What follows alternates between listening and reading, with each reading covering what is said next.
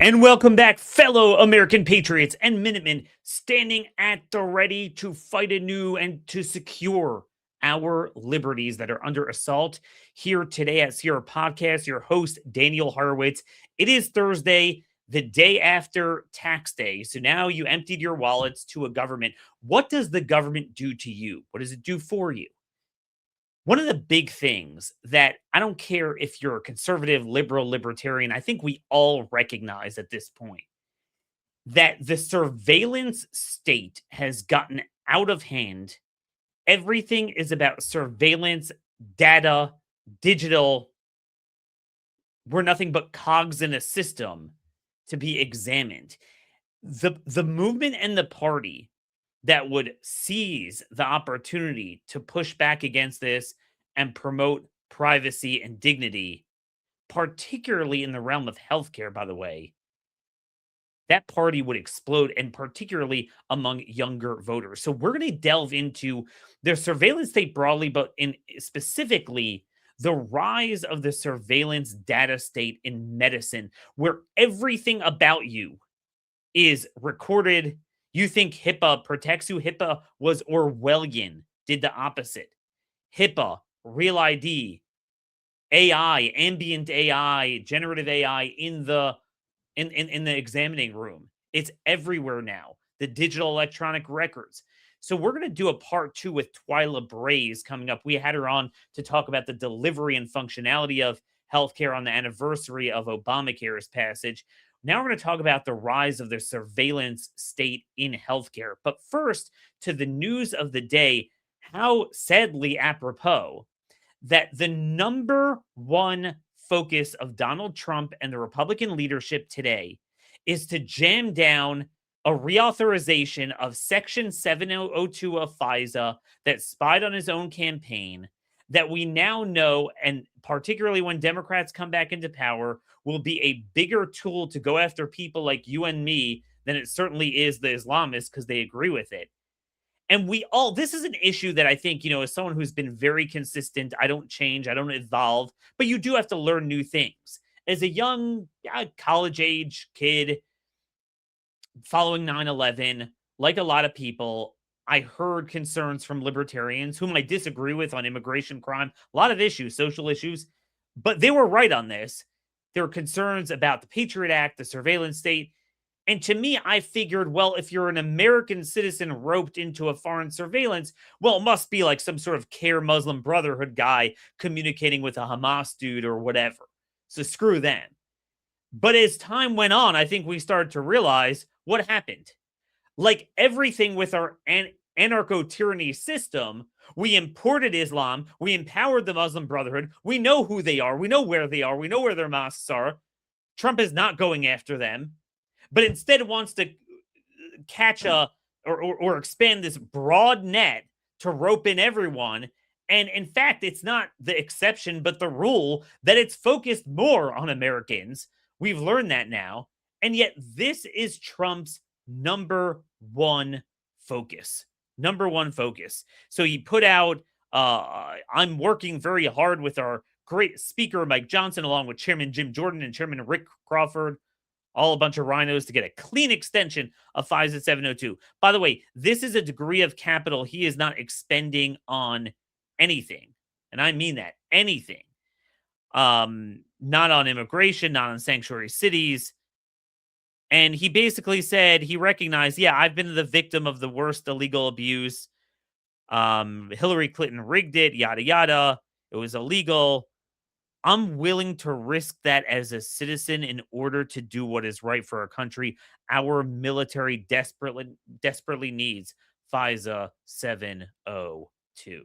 So notice he makes it about the military, not about the intel groups, because he knows the military has, more support. Let me tell you something. We don't need FISA 702 without a warrant to win wars. That has nothing to do with that. And in terms of domestic terrorism, if you're going to continue Muslim immigration and not arrest the people, look, if you want to know where they are, there is a bunch of NGOs, the Rare Foundation, our friends there, Amy Meck, talk to her. Okay, they know where the bodies are buried. They know who the terrorist imams are and the terrorist organizations. If you're not going to do anything about it, don't come to me and say, "Oh, I need this." I'm willing to have it abused. See, it would be naive enough to think that this is a good idea if Trump himself would be president forever or someone like it. But we know Democrats are going to come back in. We know what they use it for. So you have an opportunity to reform it now, and you're like, no, I don't want to do that. And by the way, this is a part of a broader problem with Trump, that this is what happens when you elevate a guy that doesn't have values, doesn't know policy, doesn't care to know it, and it's all about himself. Despite his populist rhetoric, ironically, Trump is the most establishment guy around because he'll go and demagogue an issue, and then he'll get in there and be impressed by the establishment talking points. He's doing this with immigration too.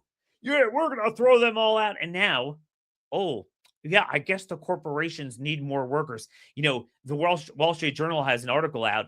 Trump got more H-2B visas for his hotels. It's his own, for his own purposes. He appoints another dud as DHS Secretary Mark Wayne Mullen. I tried to defeat him for House before he got into Senate, much less DHS. We want legal immigration. We're a nation of immigrants. This is completely Orwellian. Completely Orwellian.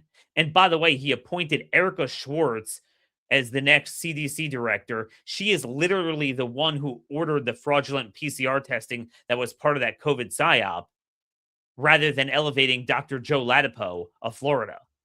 That tells you everything. You know, Trump has been picking a ton of people from Florida for positions. That's the one you would pick. But no, nothing.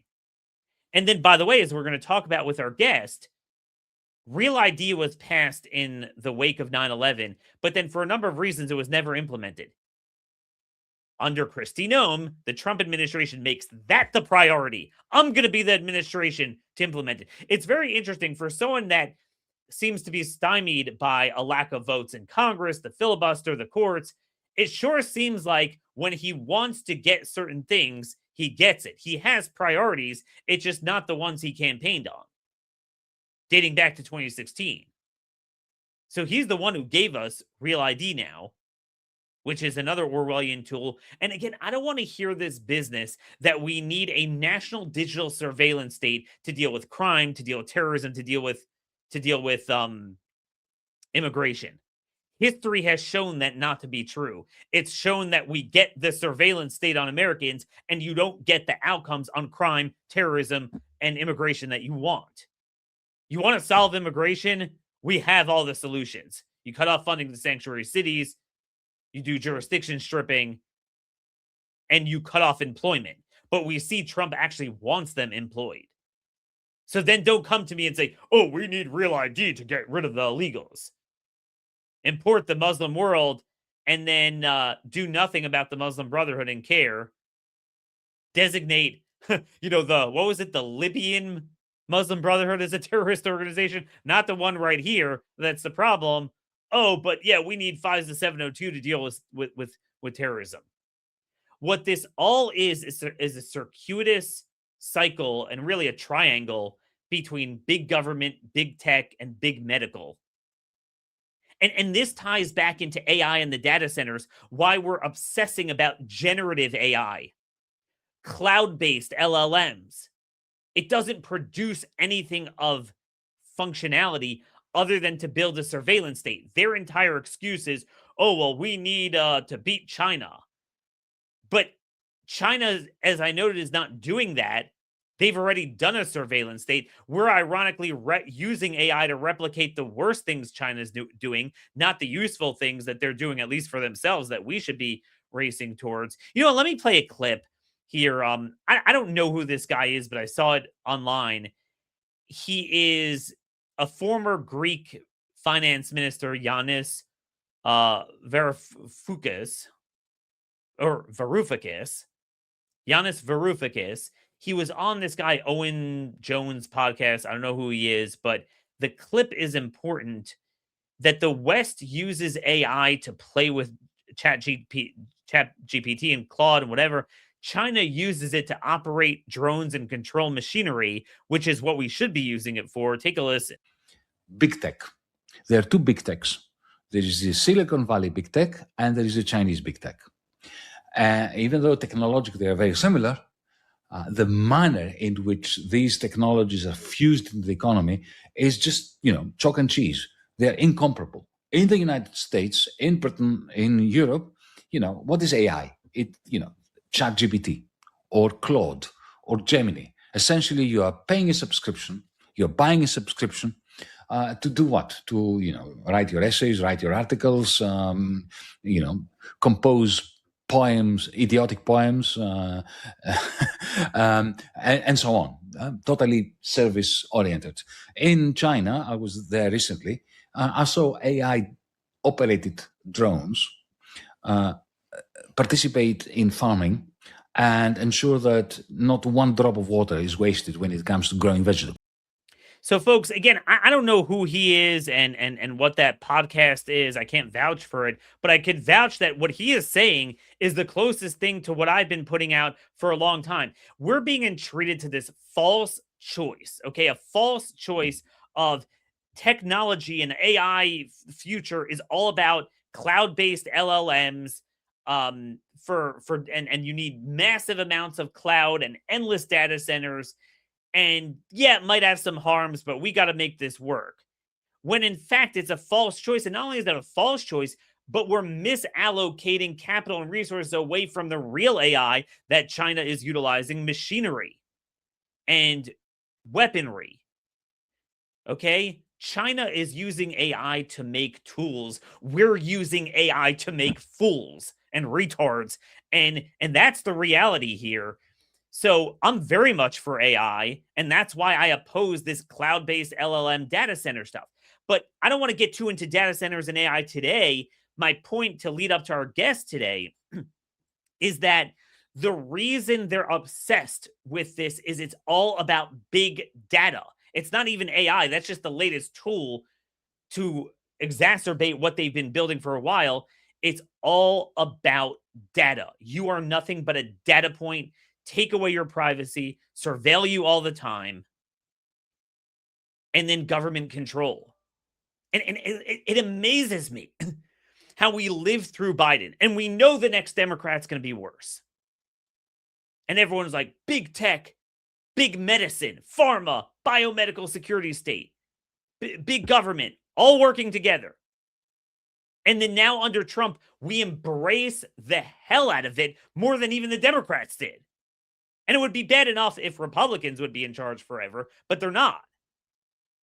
By the way, before I bring on my guest, I didn't plan it like this, but how perfect that today's sponsor is Angel Studios. They're out with another terrific film. They make godly, wholesome, family-oriented videos. We've loved a lot of them here, promoted a lot of them. They're now out with Animal Farm, literally from Orwell. It's a bold animated adaptation of his tale. So what's interesting is, those of you who read Animal Farm so many times like I have, it is a classic for narcissists controlling people and movements that come along, attempt to tap into certain disquiet, but you see a mile away that their leaders are not Exodus 1821 leaders. So you know that they're frauds, but most people don't. And they get roped into it. I got to tell you, at a time like this, I want you to watch this film, Animal Farm. It's open in theaters May 1st. Tickets are available if you go to angel.com/Animal Farm. Very simple. Angel.com /Animal Farm. It's recommended for ages 11 and up. And it's an adaptation that is, like anything, it's not the perfect plot, but it's actually even better because it's updated for the times we live in. And when you talk about the biomedical security state, the digital surveillance state, it is that we're more Orwellian than Orwell was. Okay? And I'm sorry, but I want you to watch that movie and then look to MAGA and Trump 11 years ago, becoming par excellence everything they said that they were going to fight. It is literally that. Immigration, surveillance state, you name it. But anyway, I love Angel Films. They're brave enough to bring the story to theaters thanks to their guild membership voters who are passionate about Animal Farm. It's striking animation, sharp, thought-provoking storyline that's important. It does have a lot of humor and heart in it, blending satire, but for modern audiences as well. It follows Lucky, a young pig. So, rather than Boxer or whatever, Lucky is the young pig whose curiosity and courage guide us through the farm's rise and fall. Through his eyes, we see the hope, betrayal, and dangers of a totalitarian state. And folks, that is the reality. That is what we're looking at here. I haven't seen it all yet. I was watching some of it with my wife. I had access to the promo. Our dream is becoming a nightmare. The dream we all hope for is becoming a nightmare. That quote from the film stuck out to me. It really is the time we live in. It's time to get off this train and realize it. Again, angel.com/Animal Farm. And it is visible in all theaters May 1st. All right, let's get to our guest segment. So, folks, speaking of Animal Farm and Orwell, it's now been 3 decades since we passed HIPAA. Now, that law is almost entrenched in the body politic, in the tissue and fabric of our parlance, our language, our culture, as a paragon for privacy, okay, and anti-surveillance. But like everything Orwellian, in fact, as we've seen, since it's been implemented 23 years ago or so, the exact opposite has happened, certainly exacerbated by Obamacare, the rise of electronic records, where it's almost like a perfect exemplification of anarcho-tyranny. It's almost like all it does is block sometimes relatives that actually need access, a parent or a child. Then it gives you problems. But it turns out that between big government, again, that iron triangle, big government, big tech, big medical, there's an awful lot of people that they all have. I mean, many of you went to pharmacies, doctors, this hospital, that hospital. They know everything. They pull it up like, whoa, hey, you're not up on your vaccinations. And we certainly saw that a lot, since that became a contentious issue the last couple of years. So, whatever happened with that? Whatever happened with fighting the biomedical security state and big tech? The two are working together. I thought that was a big goal of the right. Instead, now it's gotten worse. Then you have, as we mentioned, AI, which is being deployed all over medicine. But again, I am very much pro AI in a narrow, low latency way, where it is used to empower as a tool, not an outcome for various tasks, but not when it's used for cloud-based. Notice everything is cloud, data centers, surveillance state. Everything is about data. And then finally, the third thing I want to get to with our guest is real ID. So at a time where we've grown immigration, now I know the Trump administration has been relatively better than others, but give me a break. We don't need real ID to deal with illegal immigration. You can't, I'm sorry, but Mr. Trump, you can't say, hey, we need more workers for the farms and the hotels. Oh, but I want to deal with it. Okay, let's get some real ID. Look, if you want to end illegal immigration, I think we all know you cut off the employment and, it's over. You don't want to do that. That's a different argument. But don't tell me somehow we need to cast a wide net on Americans. Again, Real ID, HIPAA, Obamacare, we've done nothing on that. Everything's cloud-based AI with this administration. And then they're the ones to implement Real ID where others haven't. Oh, and then we need FISA 702. Something is not right here. We need to reverse course on the rise of medical surveillance. Now, with us today is a returning guest from a couple weeks ago, one of our favorite, Twila Brase. She's president of Citizens Council for Health Freedom. Check out their library of resources, cchfreedom.org. But she is the author of a book that you would think is new, but it's now 7 years old. Big Brother Inside the Exam Room. Get it on Amazon, anywhere you get books today. It is much bigger problem today. with now AI and everything else, Real ID. Twila, wow. I did not mean to time this. I booked you a week ago, but with the FISA 702 thing, what a day.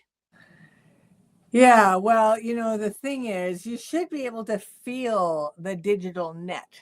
You should be able to feel it. I think a lot of people don't because they're just living their lives, right? But AI, big tech, all of this is coming on a very big scale, to your neighborhood, to your home. Yeah. So let's start off with HIPAA. I want to move this along, get at least all three, HIPAA, AI, and Real ID, and particularly how it ties into the rise of medical surveillance of Big Brother inside the exam room, knowing everything about your health and what they can and will do with it. Describe what HIPAA is, the misnomer, and how somehow here we are 30 years later, and we got the exact opposite result of what people thought they were getting. Yeah. HIPAA, HI 1P, 2 A's, is often assumed that the P of HIPAA stands for privacy, and it does not. This is a law from 1996, the Health Insurance Portability and Accountability Act. And within that, it had a section called Administrative Simplification. And that required the development of national ID numbers. That should be a concern right from the get-go, right? Including a unique patient identifier for every patient in the country. That is the only identifier of HIPAA that has not yet been implemented, but we do think that Real ID could become that, but I'll leave that for the moment. So just so that you understand that HIPAA is considered a privacy law, a privacy rule. The rule issued under that law came out in 2003, and it took away privacy rights. There's hardly, the word consent is hardly anywhere in that rule, and most of it does not pertain at all to medical records. HIPAA is considered a permissive data sharing rule. Everybody in the industry knows it. Everybody in the government knows it. It's only the American public who believes that it protects their privacy when it actually took their privacy away. In 2010, the U.S. Department of Health and Human Services put out a new HIPAA rule, or they added to the HIPAA rule, and they listed all the entities that could have access to your medical records without your consent. And that includes some of them with your name, some of them without your name. But it's 2.2 million entities. Those entities are filled with people. So those entities include 702,000, what they call covered entities. These are all the people that you would expect to have your medical records. So the doctors, the clinics, the hospitals, the laboratories, x-ray facilities, etc. And then they named 1.5 million business associates. And these are all the lawyers and data analytics firms and you name it, who these covered entities might sign a contract with in a business associate agreement. So there's 2.2 million entities that can have access to your data, share your data, parse through, analyze, your data, all without your consent. That is HIPAA.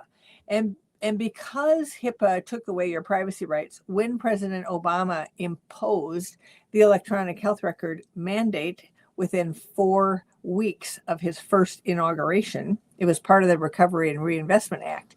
When that happened, it meant that all of this data that you have no control over could all be digitized and put into a computerized format and then made available online through the internet. And so we have now state health information exchanges sharing data online with each other. We have the eHealth Exchange, which is a national portal that all of those clinics and hospitals and government agencies that are part of the eHealth Exchange, they can all share data with each other without your consent, unless there's just a few things in HIPAA where you might need consent or authorization, but almost nothing. So that's HIPAA. So are you basically saying that pretty much government, anything in big tech, because they're the stewards of these systems, and anything loosely in the healthcare sector, they all could access your records and share it back and forth? Yes. And so, like I said, the people who hold your records, they have to give the access. So if they have a business associate agreement with, let's just say, Epic health record system, right?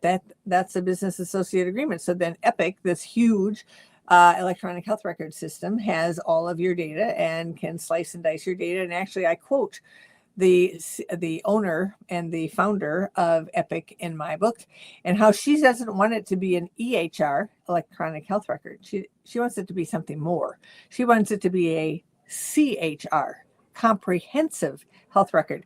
And I'm only paraphrasing here what is written in the book. But she said something like, we want to know when you sleep, what you eat, what you do, your behaviors, everything. And they want that in the comprehensive health record. And so what is being built here, because of HIPAA and because of the electronic health record mandate that is on doctors, they don't get paid as well if they don't use the government electronic health record. Because of that, what we're talking about is the creation of a dossier on every American through the electronic health record system. And at a time when they are most vulnerable, most willing to say things they wouldn't otherwise say. And then all of that is being picked up now by AI, which I know is another topic that you want to get to. Before AI, I wanted to close the loop on HIPAA. Describe again how you feel it was a negative, besides for the stuff that it does do, which is problematic. But in terms of the tyranny, we'll get to the anarchy part, the problems it creates. But as far as the tyranny part, that it's not just it failed to secure our privacy. How again was it worse than it was without having the law at all? So before we had HIPAA, if doctors or hospitals would have shared your information without your consent, you could have sued and they've been liable. Today, you can't sue. You can only go to the government and complain. And then the government may or may not choose to charge them with a HIPAA violation. But of course, there's hardly anything that is a HIPAA violation when it comes to what the individual person thinks, with all of this wide sharing of information. And it was the first national coordinator. So there's an office of the National Coordinator of Health Information Technology. And for short, they call it ONC, and they call the guy who runs it the National Coordinator. So the David Brailer, who was the first national coordinator, I quote him in my book. And again, I'm going to paraphrase because I'm not reading my book, but he said something like this. You can't stop them from giving it to who you don't want it to go to, and you can't force them to give it to those who you want your data to go to. So that is a paraphrase, but you get the picture, right? You have no control. They have all the control over your data. This is your confidential data. This can be things about your family. It can be things about your genetics, things about illicit activities that you're engaged in, things that are so embarrassing and controversial. And now all of these people have it. And I will tell you that I talked to a physical therapist once who told me, she said, I don't think people realize how when they come into physical therapy, all the things that I can see about their life that's in the record. I can see if they are being treated for a sexually transmitted disease. I can see all of this. And I'm only their physical therapist and they don't know. That's an important. So, I mean, and I wonder if you could even go down to an occupational therapist. I mean, again, very much adjacent healthcare extenders.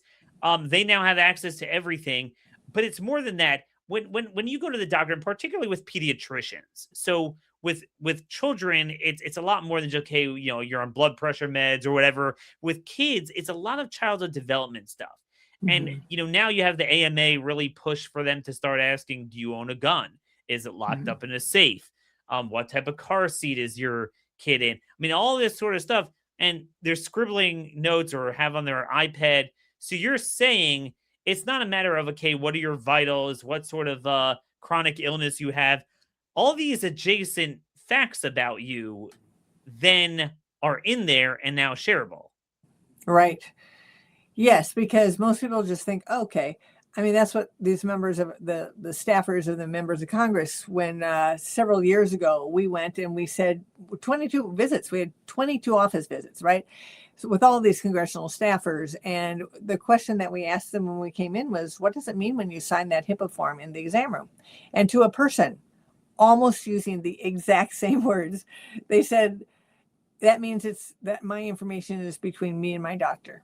Now, these are the staffers for the members of Congress. These are the ones telling the members of Congress what's what. And so, everybody has bought the lie. It's the deliberate deception. The form that you're asked to fill out in the exam room, you can get it 5 different ways. We have a refuse to sign HIPAA 1-pager to show you the 5 different ways it can be presented to you and how to say no to it, because by law you can. Because the whole purpose of that form is to convince you have privacy. This is duplicative. I mean, it's just part of the deceptive scheme. They say it's a notice of privacy practices, but if you read it, it's a notice of disclosure practices. It tells you everything that in every way that they can share your data. And I was talking to an attorney who was the health staffer for a member of the U.S. House. And I told her this, and she said, I can't believe it. I'm an attorney. I've never read that. I just assumed it said the HIPAA. It said the notice of privacy practice. I just assumed. I didn't know. And by the way, this is a lesson in legislating across the board. We see it all the time, that they'll try to get out ahead of an issue and say, oh, this is to address what you like. But you always have to think, what is current law and what are they doing? Oh, we're going to create privacy. Like you said, well, you're not going to steal someone's information and transfer it. That was a cause of action before. And then now they come in and channel. It's kind of like the vaccine. Now everyone knows that the vaccine companies are not liable for anything. But at the time, you could imagine we're creating a vaccine liability program. And they were, and they did. Except what they did is they foreclosed upon 99% of any real actionable cause and channeled it into something that is really not functional, not useful. So this is what they do. In classic anarcho-tyranny, what they tend to do is come up with a pretext.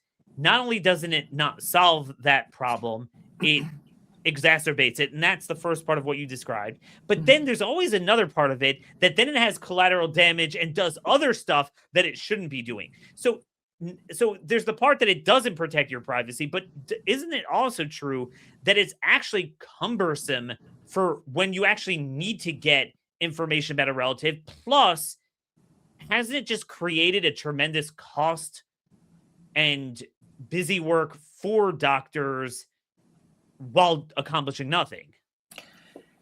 I'll say yes to that, but I'll say something that's I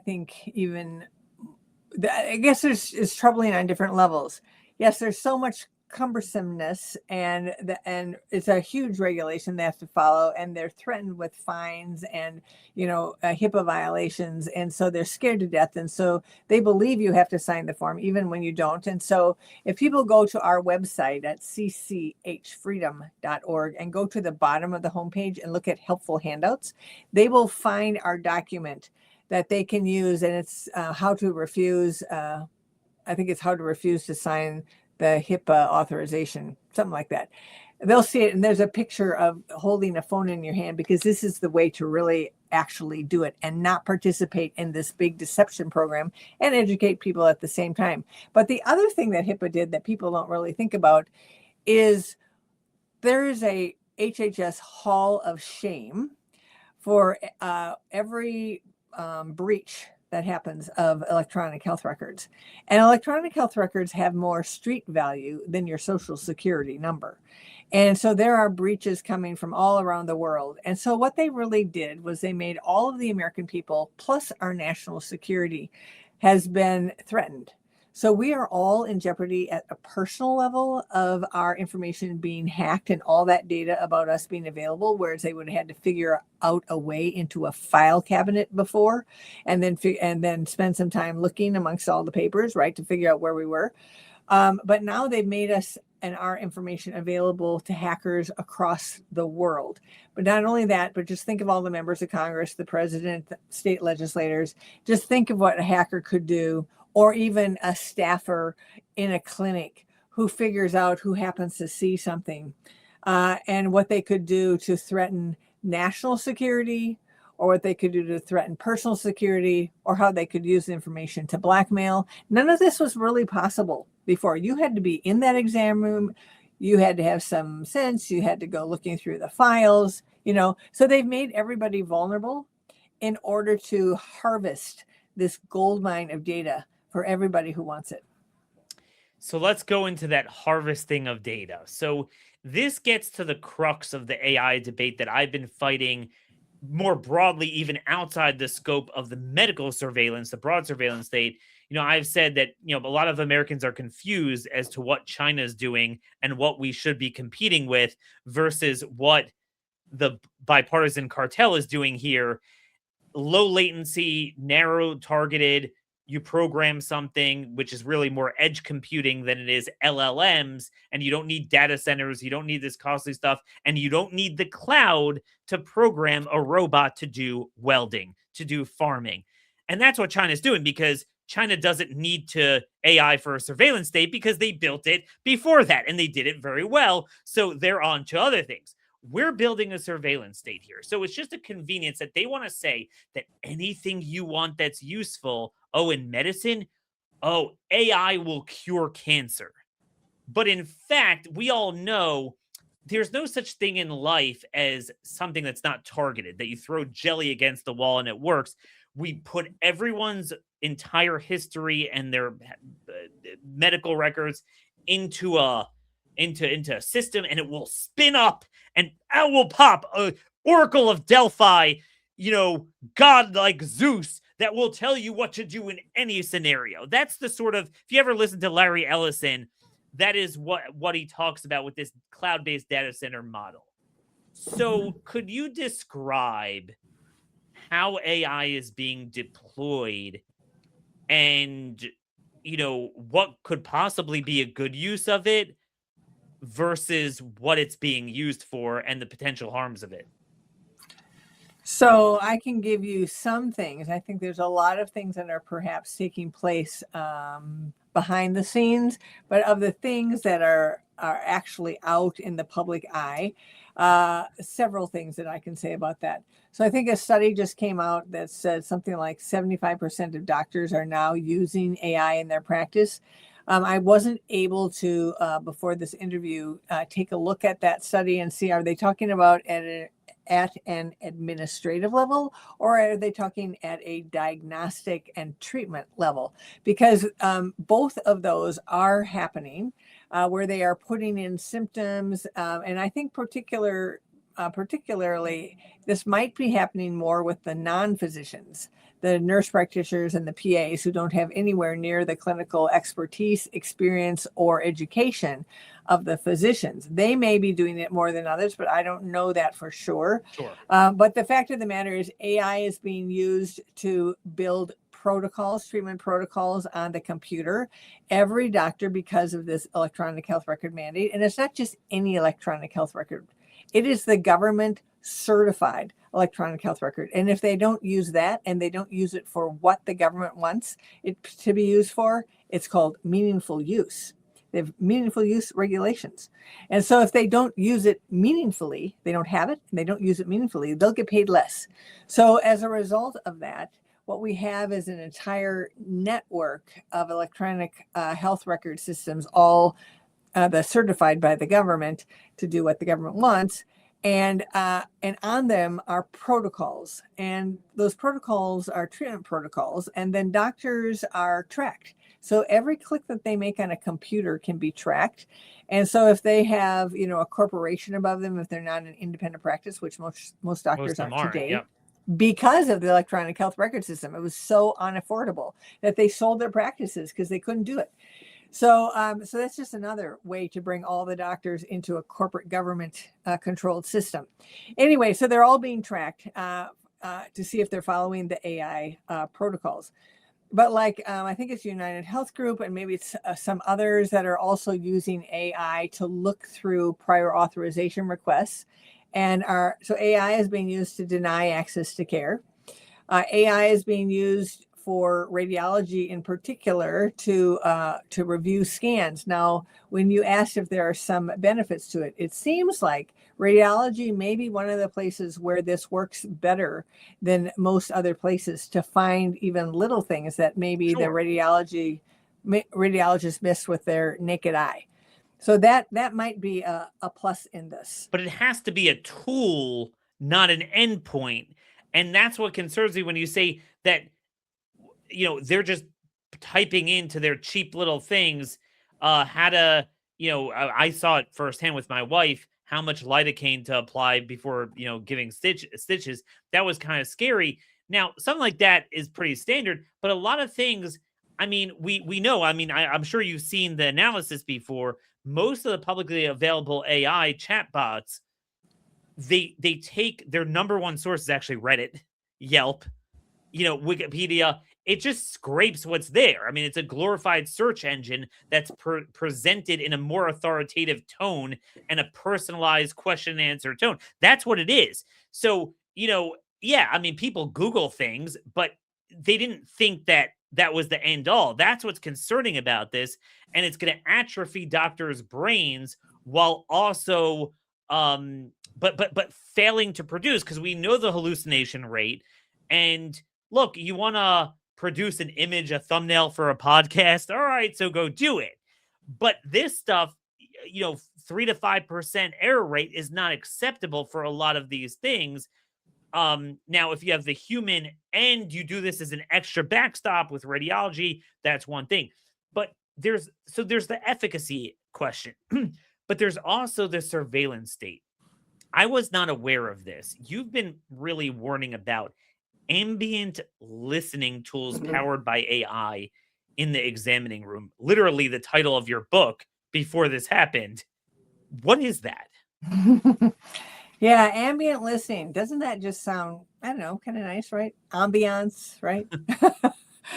Ambient listening is AI listening devices in the exam room to record every word that is said in that exam room, to put it all together into a text, including the treatment, including subjective statements that were made, objective things that the doctor found, and then put them all together into a note for the doctor. Now, this is a third party in the exam room. And some people listening to you are going to go, yeah, but I already got the scribe that sits there typing away. Well, why do we have a scribe at all? We never used to have scribes. We never used to have third parties in the exam room. This should not be acceptable. And you can tell the scribe to go away. You can tell the doctor you don't want the scribe. You have a right to do that. And people don't know that, but they do. And because it's supposed to be a confidential relationship, it's supposed to be a sacred sanctuary, a sacred space for you to get what you need, a safe place for you to say whatever has to be said, to get whatever you need, and to not have any of your words used against you. But here, now with ambient listening, it comes into the room in a variety of ways. Sometimes the room will be set up with recording devices. Sometimes the recording device will be in the computer that the doctor brings in the room. In my case, one time it was a doctor who brought in his phone and said, I'll just be recording this. I said, no, you won't. He goes, but it won't be as complete. I just didn't say anything. But he turned it off, put it away.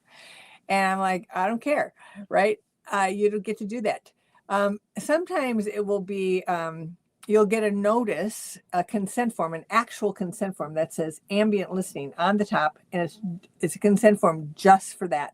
And you can say yes or no. Sometimes it will be embedded into a multiple or consolidated consent form that has, right to consent to be treated, consent to be billed, consent for this, consent for that. You've seen them, right? Multiple things. And ambient listening could be one of those consents in there. And you'd have to look for it. But not only would you have to look for it, you'd have to, if you're going to cross it out, you're going to have to tell them. And when the doctor walks in and when the med tech walks in, you're going to have to tell them, no ambient listening in this room. I did not consent to it. It's a good thing for you to actually ask them, is there ambient listening in this clinic? Because I don't want it. And who do I have to tell so it doesn't happen? The other thing that I have seen is somebody sent me a picture of a post, an 8.5 by 11 inch poster, essentially, in the exam room that said ambient listening on it. And it said, if you continue to remain in this room, you have given your consent to have the encounter recorded. Now, I just like to remind people that every patient is a vulnerable person. I don't care if you're just there for an ear infection or if you're there for a sexually transmitted disease. Whatever it is, you can't get what you need without the doctor giving it to you. So everybody is vulnerable, and they don't want to make a stink because they don't want anybody mad at them because they have to get something, right? Yeah. And so a lot of people will just stay in that room and they won't say anything. I'm just telling you, it's you have to say something. You really have to stop the scribes, whatever form they are in. But just think of the problems with ambient listening. Every word picked up, then you kind of forget that the listening device. In other words, it's a quantum leap because the doctors were inputting things on their own, but typically you'll throw into the conversation. You might even have a conversation about your personal life, and automatically it could be, my parent was acting a little crazy today. It's tough. I got to take care of my parent's cognitive decline and whatever it is. I mean, people tell them a lot of things. So presumably, when you have a doctor transcribe, he's not going to sit and write that down in front of you. No. But now that this is automatically input, so where does it go? Into what? And who has access to that?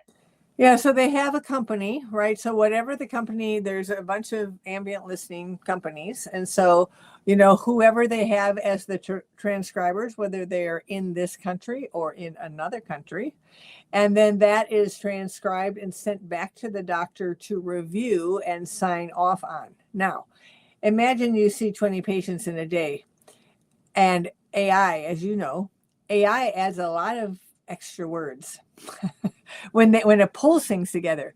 I'm not exactly sure how many extra words it says or how it pulls things together or the errors in its listening, because all of us who do voice to text know we have to look at that text before we press send. It never works. Because there are just words you have to change, right? It doesn't hear you correctly.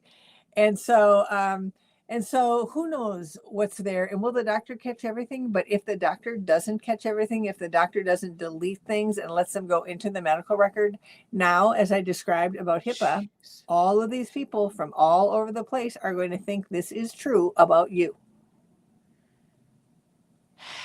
Okay, and I saw you guys put out 42% of medical groups are already using this. So this is what? Hospitals, ERs, but primary care specialists, anything. Yeah, that's correct. I do think the best thing to do is to ask the question when you come to the desk, or you can call up in advance and say, should I be concerned about ambient listening devices? Do you have any? Or just ask when you check in and say, are there ambient listening devices here? Because I want them shut off. And then when you go into the room, can you say, is there an ambient listening device here? And the more that they hear people ask the question, the more that they will know this is unacceptable. It's unacceptable. And the doctors like it because they can look at you, they can listen to you, right? Yeah. It's what they wanted to do. But the only reason that we're here is because the government imposed electronic health record and HIPAA and everything. Classic cycle of government. They make a problem and a solution. Oh, yeah, you're sitting and looking at the iPad every second. Don't you want to actually go back to the good old days? Yeah. And AI will solve it for you. Yeah. And it's just, it is unreal. And this is why you have to have guardrails on this stuff. It is interesting, the contrast between the Trump administration pushing all this stuff, pushing Real ID, pushing FISA 702. DeSantis is having a special session on redistricting, but he added to it medical freedom stuff with vaccines and AI Bill of Rights as well. It's going to deal with the data centers as well. Again, not to get too political here, but that contrast is pretty jarring what we could have had. One more thing, I promised we'd get to all three, so we don't have that much time. But the Real ID, look, Trump, it's not his fault he didn't pass it, but my gosh, we filibustered it to death and blocked its implementation forever. He could have just not done it and continued the waivers, but they made it a priority. We're going to do it, so they implemented it. What would you say to people that are like, look, the government knows everything about me anyway. I always had a driver's license. What is this quantum leap between what we typically had and then everyone in their state that they had to get a Real ID driver's license? Why is it so much worse? Well, first of all, If the government wants it, they don't have it. This is the first thing that everybody needs to know. If there's a push to get something, they don't have it. So whatever information you think that they have on you, they don't think that they have it the way they want it, or in the degree that you think that they have it. The thing about Real ID to understand is it is a federal ID masquerading as a state driver's license. It is now a federal ID. And the federal government is allowing states to use it as a driver's license. But the law says that it can, that the official purposes of Real ID can be expanded ad infinitum. So the law says it has to be used for access to federal buildings, nuclear facilities, commercial flight, and any other purposes that the secretary shall determine. The secretary in a 2008 rule said, we don't believe we have to go back to Congress or the president to expand it. So imagine they expand it to healthcare, because after all, healthcare, government funds healthcare to the tune of about 47% across this country. So how easy would it be to say, well, you can't go see a doctor without a Real ID? Medicare, Medicaid, VA, yep. And everybody would fall in line. Right now, there's 44% of all cards that are not Real ID compliant, and we're trying to get everybody to switch back to a standard state driver's license. Because here's the deal. If you look what the secretary can do, it wouldn't only be healthcare. It would be buying a gun. It would be opening a bank account, renting a hotel, getting an education, having a job, applying for a job, anything you can think of, the secretary can decide that you must have a Real ID for. And so this will become a digital, that's the other thing, is that all the DMVs said that they're going to digitize the Real ID, put it on our phone, and have remote access to it, just like in China, right? So this will be a digital, biometric controlled domestic passport for all of life. That is where this can go. And then if you have your phone tied to your bank, now we can build a social credit system. We'll know where you are. Every time you pull it out, it pings the government, because that's what a digital ID does. It pings the government. So what we're setting up here, this is not just a driver's license with a star on with extra security. And it won't even keep illegals out, and it won't stop terrorists. We did a legal analysis from the former Solicitor General of Louisiana, and he wrote how this is not going to do any of those two things. And even for the SAVE Act, people like the SAVE Act. And the Real ID is being pushed as a way to, help with the SAVE Act.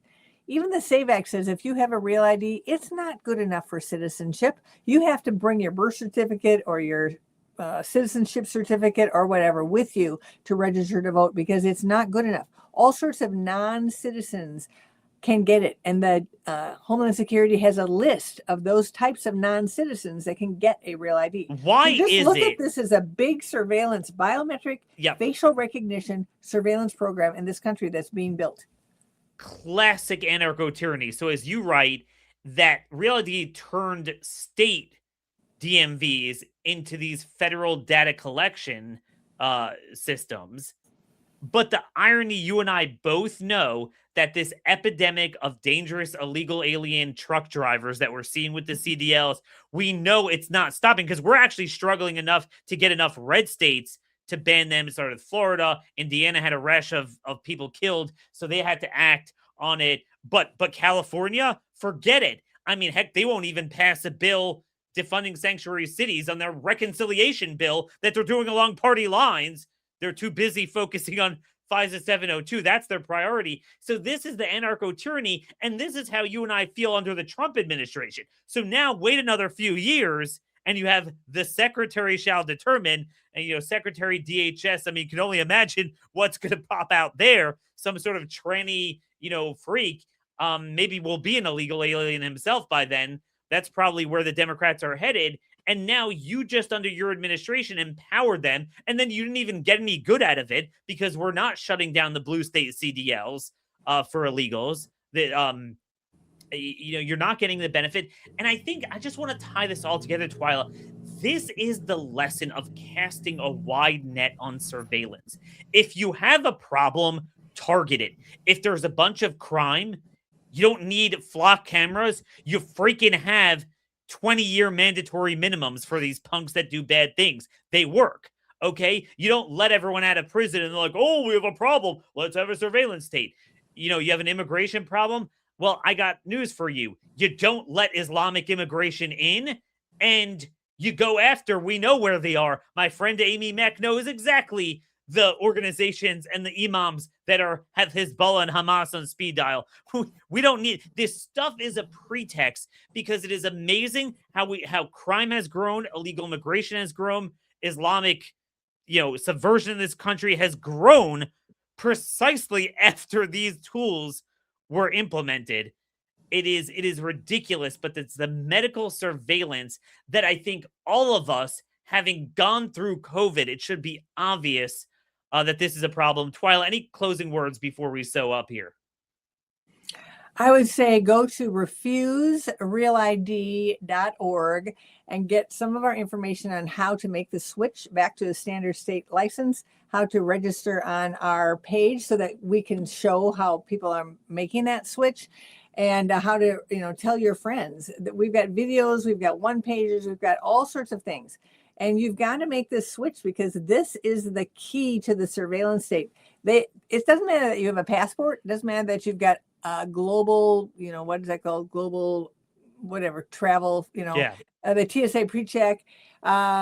They want everybody in the real ID. That's the one that's meant to be the domestic passport. That's the one that will gather the information on you into the future. That's the one that will show where you are. That's the one that can be used to keep you in a 15-minute city, because they'll be able to see where you are. That's the one that they want. They don't want the other ones. They don't want the passport. They don't want all those. This is the one they want. And this is one we have to stop them from getting. 15-minute cities, flock cameras everywhere, 5G everywhere, data centers everywhere. We're nothing but data point cogs in a system with a bunch of solar farms everywhere to power our stuff, but then they get the gas powered for their data centers. I mean, again, and this is what we're seeing under this administration. It only gets worse thereafter. We got to wake up. That's what I love about you, that you're dogmatically focused on an issue. You don't leave it. It doesn't suddenly become good because your guy's doing it. If anything, it's actually worse because it creates broad consensus. I love that about you. I'm the same way. Never stop fighting. cchfreedom.org. That is where all the information is. Twila, God bless you for what you do. We'll have you back soon. Thank you. Alrighty, take care, folks. So again, that was one of my favorite guests, Twila Brase. I don't mean to date her. I'm getting old myself, but there's something to be said about people that have been around a while fighting issues, that knew where the bathroom was and knew what they believed before Trump came along, before social media was a thing. All these teeny boppers, we're not being led by Exodus 18:21 sages. You just have a bunch of teeny boppers that see, and ironically, they don't realize they're victims of the same algorithmic slop that controls their brain to think what's important. Notice my show never follows the algorithms of what is in necessarily the biggest thing on Twitter, and that's why I don't do that well as they do. But I try to give out information that's important, work on issues that are important. Medical freedom, it's not just a matter of being able to get rid of vaccine mandates. It's much broader than that. We have to stop the medical surveillance state. We have to stop the broad surveillance state. And ironically, this is the type of issue, like, there are tough issues that the public is kind of brainwashed. This is not one of them. Honestly, no one wants this. Most people like their privacy, and this is what a new party, soul and soil, land, liberty, privacy, God, okay, currency, gold. This is where it's at. Once again, press 1 for Spanish, press 2 for a new party. Until tomorrow, God bless y'all, and thank you for listening.